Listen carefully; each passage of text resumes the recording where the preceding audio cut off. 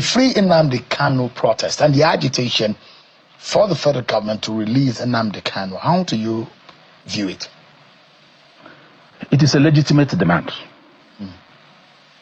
And I support the protest. Way many Nigerians are in support of the protest. And my position on this has been clear, even from when President Buhari forcefully took him away from Kenya. As far as I'm concerned, Nnamdi Kanu did not do anything that will warrant his detention for 5 years. Nnamdi Kanu, there is no evidence to show that he killed anybody. There's no evidence to show that he carried arms. That's what the court to determine. And that is in trial. But if the courts are keeping somebody for 5 years and they have not been able to try him, is that illegitimate? Of course, the court. You can see. Hasn't the court decided on this matter when it came to the issue of his bail before the Court of Appeal? He was discharged and acquitted. So as far as I'm concerned, you started with the court. Sheung, I, like most Nigerians, are not persuaded in any manner with what is going in the courts. And I will not also be persuaded, whatever judgment, either way or the other, that comes out from the courts. Because there is a deliberate attempt, and I say so when President Buhari was in office. There are people who have committed heinous crimes in this country. They have murdered people, they have kidnapped people, they have raped women, they have killed children, they have done all sorts of things. There are people aiding and abetting them. There are people who have gone to their domain, talking with them.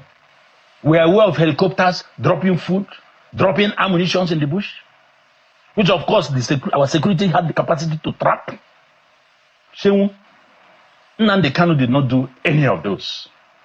But he's in detention. What was the cause? And I told President Buhari, it was because of the ancient hatred you have against the Igbos. I told President Buhari when he was in office, my position has not changed. But why I'm worried, you're looking at me. I told him you had ancient hatred against the Igbos. That was why he kept Nnamdi Kanu there. If he was from another tribe, Nnamdi Kanu will not be there. Are you dispassionate about this, or you are speaking because you are of the same extraction? Good. Because there are those who oppose, who don't have the same view as you have it tonight about the situation. There are those who ask questions about those who have taken opportunists on the situation in the South is based on the order, the radio broadcasts, the publications, and the statements that are being made online. You know what has happened with the man in Finland that has been prosecuted. As soon as that man was being prosecuted, the sit-at-home order and some of the mayhem being unleashed by opportunists of the agitation of Biafra stopped. Southeast started experiencing under this government some level of peace. Sheung, what I'm saying, I said it to a sitting president. Whether people agree or not, Sheung, you know those that loves you. You know those who hate you. It's not because I'm Igbo. I would have taken the same position if a Yoruba man or Fulani man was involved.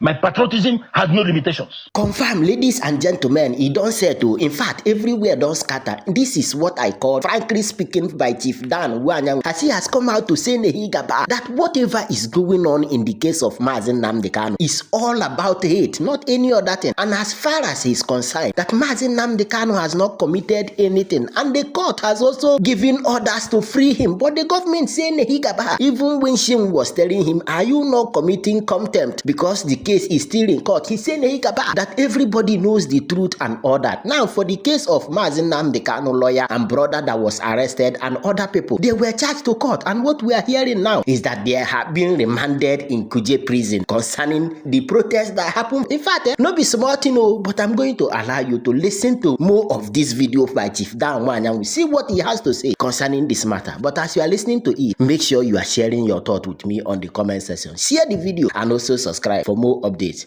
And after that, I'll be back. Let's go there. The Free Nnamdi Kanu protest and the agitation for the federal government to release Nnamdi Kanu, how do you view it? It is a legitimate demand. And I support the protest. Way many Nigerians are in support of the protest. And my position on this has been clear, even from when President Buhari forcefully took him away from Kenya. As far as I'm concerned, Nnamdi Kanu did not do anything that will warrant his detention for 5 years. Nnamdi Kanu, there is no evidence to show that he killed anybody. There's no evidence to show that he carried arms. That's for the court to determine. And that is in trial. But if the courts are keeping somebody for 5 years and they have not been able to try him, is that illegitimate? Of course, the court. You can see. Hasn't the court decided on this matter when it came to the issue of his bail before the Court of Appeal? He was discharged and acquitted. So as far as I'm concerned, you started with the court. Shehu, I, like most Nigerians, are not persuaded in any manner with what is going in the courts. And I will not also be persuaded, whatever judgment, either way or the other, that comes out from the courts. Because there is a deliberate act, and I say so when President Buhari was in office. There are people who have committed heinous crimes in this country. They have murdered people, they have kidnapped people, they have raped women, they have killed children, they have done all sorts of things. There are people aiding and abetting them. There are people who have gone to their domain, talking with them. We are aware of helicopters dropping food, dropping ammunition in the bush, which of course our security had the capacity to trap. Shehu, Nnamdi Kanu did not do any of those. But he's in detention. What was the cause? And I told President Buhari, it was because of the ancient hatred you have against the Igbos. I told President Buhari when he was in office, my position has not changed. But why I'm worried, you're looking at me. I told him you had ancient hatred against the Igbos. That was why he kept Nnamdi Kanu there. If he was from another tribe, Nnamdi Kanu will not be there. Are you dispassionate about this? Or you are speaking because you are of the same extraction? Good. Because there are those who oppose, who don't have the same view as you have it tonight about the situation. There are those who ask questions about those who have taken opportunists on the situation in the South is based on the order, the radio broadcasts, the publications, and the statements that are being made online. You know what has happened with the man in Finland that has been prosecuted. As soon as that man was being prosecuted, the sit-at-home order and some of the mayhem being unleashed by opportunists of the agitation of Biafra stopped. Southeast started experiencing under this government some level of peace. Shehu, what I'm saying, I said it to a sitting president.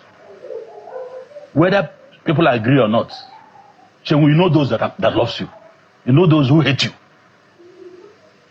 It's not because I'm Igbo. I would have taken the same position if a Yoruba man or Fulani man was involved. My patriotism has no limitations. What do you think that government of the day... So apology. What do you think the government of the day who felt that a region consisting of 5 states is under consistent attack, is in distress and is insecure based on the action and the statement of one person? What do you think they could have done differently? Is it the matter? President Tinubu did not cause this problem. He inherited it.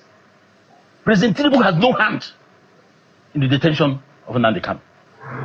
But what is curious is why he has not taken steps to get him out.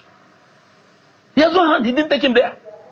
As a lawyer, you think how easy would that be to establish a non-prosecutor on a matter of national security? What is the national security? These are things that people manufacture to justify their positions. Nnamdi Kanu is facing one of the highest criminal offenses. And that is what? Terrorism charges against him. Can you define terrorism? No, that's what for the courts to tell. No, that's what I'm saying. That's what I'm saying. And all the others, all those people that did all the things I aforementioned, none was charged of terrorism. I have explained to you, Nnamdi Kanu has the right to demand peacefully for anything for his people. I am not saying because I'm from there. And that was why I have said it before you. President Tinubu, get him out of this. He has no hand in it. But he should have, he's in a position to rectify it. He knew the truth. Why has he not done so? You see, people are talking about some interest group, people are saying, don't release him. It will disbalance this, disbalance that. The truth is that Nnamdi Kanu, as we said that time to President Buhari, go and discuss with Nnamdi Kanu. You don't have to look for him in this manner. This is somebody, look at what is happening today. He did not talk to anybody. If he was outside, they say he has sponsored everybody.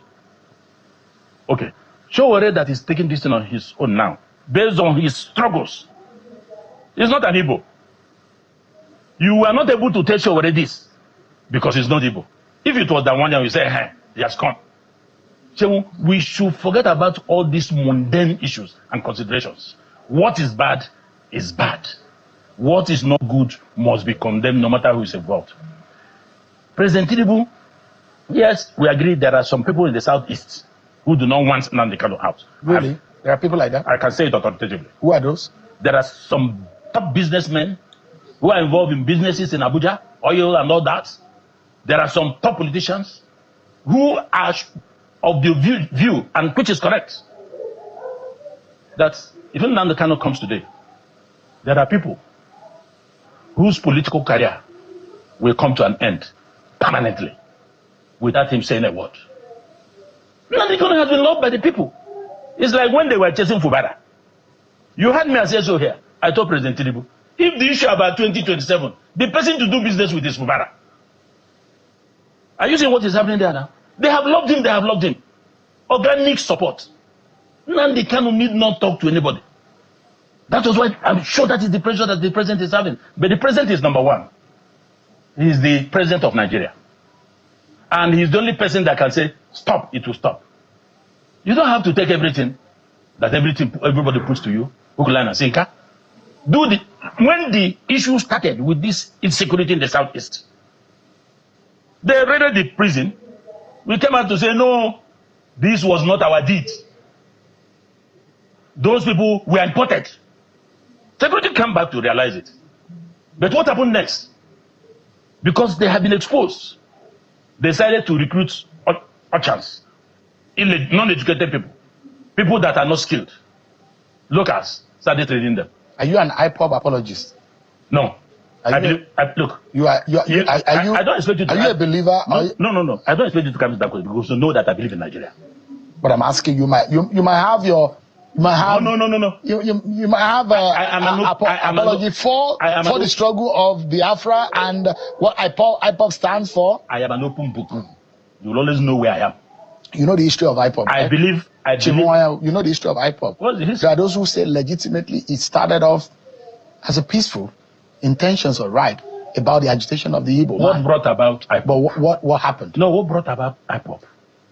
Chenwu, you have a region that has been marginalized. They've been crying for marginalization. It wasn't during the time of President Buhari. President Tinubu has tried to do one or two things, put some infrastructure, move some money there. You say you don't want them. Chenwu, you say you don't like me. You say you don't want me. Okay, allow me to go home. You say I will not go. One must give way. It's either you bring me at the center or you let me go. We should stop pretending in this country. That is what you are talking about. The people are saying they are marginalized. What is marginalization? Can you mention one thing that... Let's look at your dictionary. No. Chenwu, you know. In practical terms. I'm coming. Yeah. There are no federal presence in the southeast. The little we're having now is under Tinubu. Cease. None.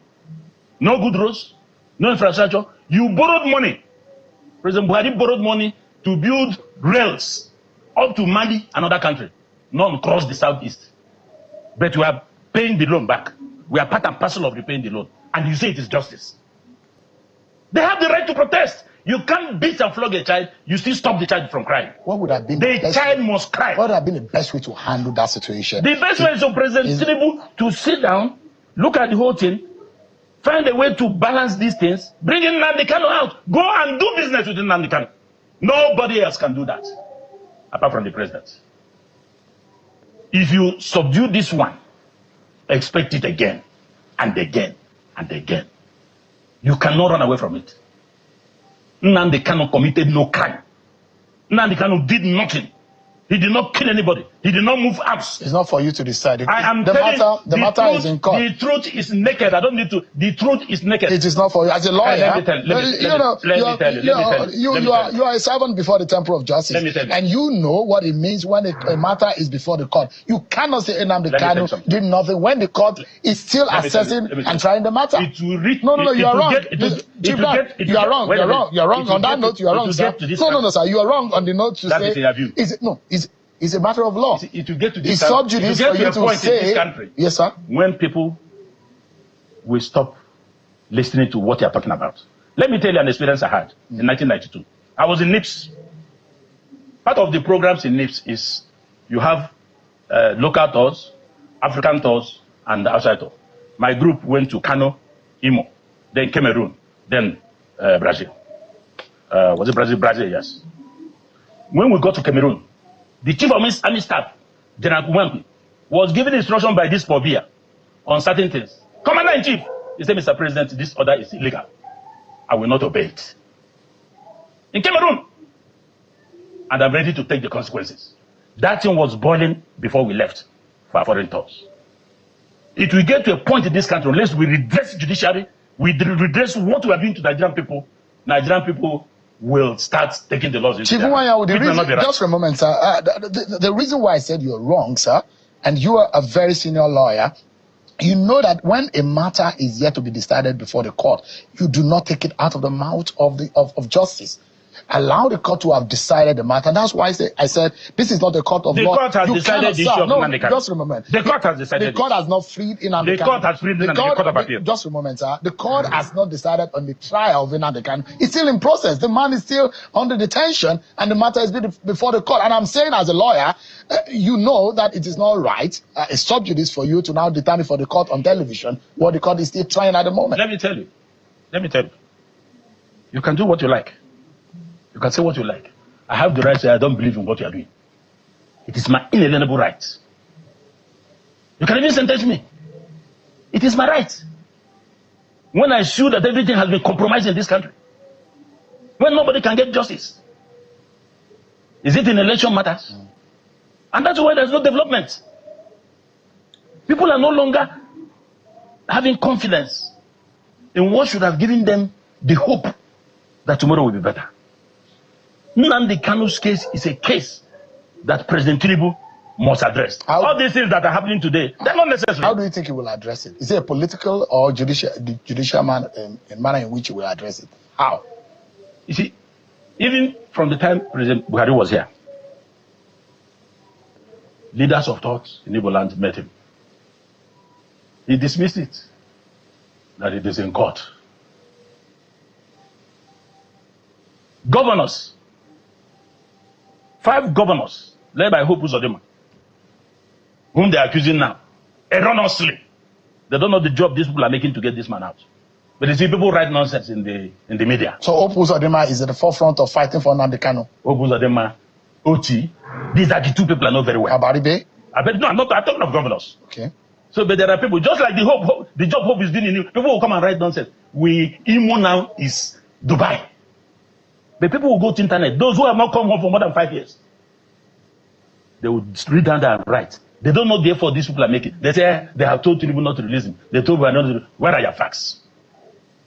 My intel has told me about the governors, and I have told you about politicians and businessmen who are afraid of Nnamdi Kanu's release.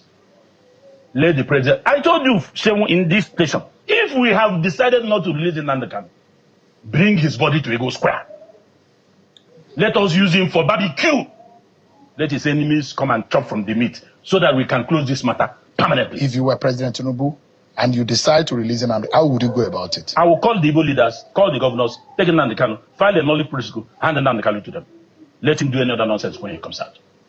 I'll call the leaders in Igbo land, call all of them. Nnamdi Kanu did not do anything to deserve all this. Can the leaders in Igbo land actually curtail any excesses that come from the actions of Nnamdi Kanu? Can they control him? Did Nnamdi Kanu fall from the sky? Did he fall from the sky? Does he have people that he listens to? Even a madman. You can see violent madmen and women. You know they fall in love. You see madmen, you don't hear them. But when they are falling in love, when they see that they are lovers, they will change. They become ice water. It didn't fall from the sky. So every madman has somebody that will talk to him and he will listen. There are people in Nnamdi Kanu listens to. Call leaders. File a knowledge. Call leaders in Igbo land. Call leaders of thought. Bring them to the villa. Take your son. We are giving him to you. Release him. All these things happen. If not for the good governors we have in the southeast, nothing will work there. We have the best governors in the region now. I am saying it without hesitation. They are working. From Hope to OT to Mba and all that. If not, they have frustrated the economy of the place. In a year, we lost almost 7 trillion naira. But they are doing their best to put infrastructure, to empower people, and to do all those things, health, education. We are people that work hard. People should stop hating us. So, the Igbo man is the easiest person to deal with. If you have his code. And what is the code of the Igbo man? It's not for the public. You have to go ahead. Trade and commerce. It's interesting, and if you look at the conversation I had with Governor Soludo yesterday, and he said something that the Igbo man needs to be more accommodating, that if you're an itinerant person, you cannot be seen in a certain land. But he was saying they are not accommodating? No. Okay. He was talking about how to resolving this matter, and he said his mind. But in a national security prism, how do you explain it to those who are, because you know, justice, they say, justice is not only to be served on the victim, justice to the public, justice to the person who has been prosecuted. So in that sense, there are those who have been on the receiving side of the actions. And if you look at Simon Ekpa, just a moment, sir, let me land on the thought. There are people who have been maimed and killed by in the name of Nnamdi Kanu. No. So that's the question I'm asking. That is the trajectory just a moment, his haters are pushing There are forward. those who ask questions that the intent may be good, but there are opportunities who have taken advantage of it. Take, for example, someone who went to Owerri to visit a former political advisor to Ahmed Gulak, and was maimed on his way to the airport. And you look at someone like Simon Ekpa, and those who say in the manner in which he was prosecuted in Finland has brought some peace in the southeast region. So from the political point of view, there is what you have said, but the security point of view, how do you deal with it? Nnamdi Kanu has spoken about Simon Ekpa. Most of the things he did was not on his instructions. He didn't hide it, even in court. You see, when you have situations like this, you have different groups, imagine, for their own interest. I had not heard, and I did not hear from any Igbo man of substance that supported Simon Ekpa. Nnamdi Kanu has said in court, open court, get me out of here. All this nonsense going on in Igbo land, in the southeastern state, will stop. Yeah, he didn't impress anybody. He's not somebody that will chicken out or be lenient with his presentations. His threat, when he wants to shoot, he will shoot. He says that this is an animal kingdom. This is not a nation. No. It's part of some of the things that he has said. You see, there are many people that have, I don't want to start calling names. There are people in this country who say they don't believe in Nigeria. Most of them have found themselves in cabinet. There are many people who have said all sorts of things against Nigeria. It's those of us who believe in this country till tomorrow. Even when IPOP was hot, I was on television, I said it that I am for Nigeria. The question a Nigeria that be fair to all. So let me ask you, will Igbo presidency and Igbo president be a solution to this agitation? That is not what we are saying. Let me tell you.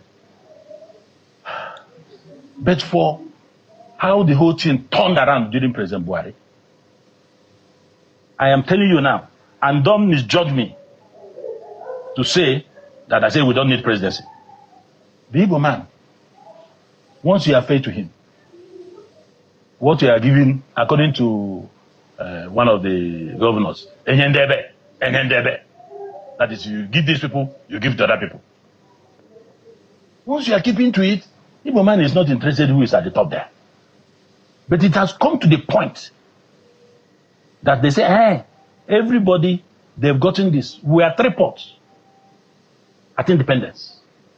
Some have gone twice, gone thrice. We have not gotten it. Do you think that we need a national reconciliation conference where the issues of Igbo land and the civil war and the aftermath needs to be addressed frontally. Do you think that politically this president can achieve that by healing the wound? I was a member of the National Conference 2014. If President Buhari had taken the report of that conference, 620 recommendations, unanimously passed, we wouldn't be where we are today. President Tinubu would have been concentrating on advancing on that. But President Tinubu came back. He started from where Jonathan stopped to clean all the rubbish that was left behind, including the bastardization of the economy. I'm not speaking for him, but I'm a realist. That is the truth. Get the point now. Share your thought with me on the comment section. And of course, you know the vibe. Click on that subscribe button, follow, and share for more updates. Because like this, we move.